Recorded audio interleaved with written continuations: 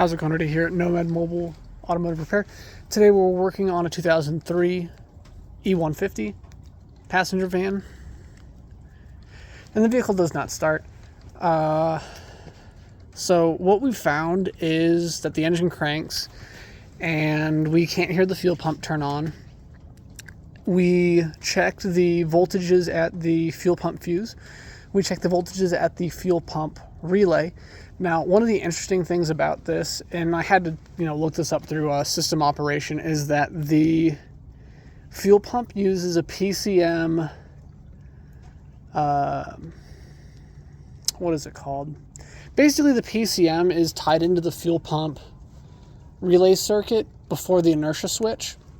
So what it ends up happening is if the fuel pump has been on for too long without having it commanded, it goes to a 6-volt default state.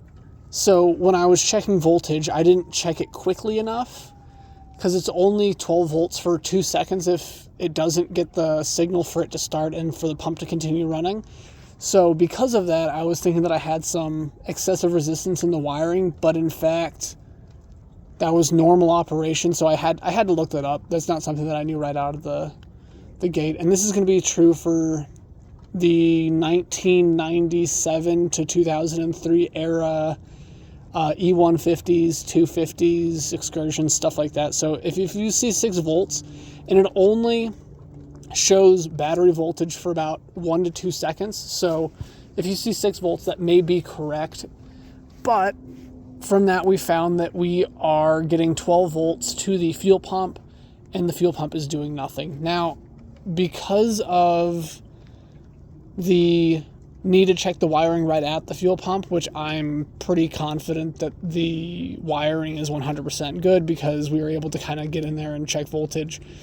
And from that, I can say that really the only thing to do is replace the fuel pump, but we are going to drop the fuel pump down. When we have it down, we are going to check the remainder of the wiring. But since we have to drop the pump down anyways, we are going to have one on hand because if it needs to be replaced, we'll have it right then. And as it looks right now, it's about a week to week and a half out. So there's no real reason to pull this down right now because it's just going to end up sitting here.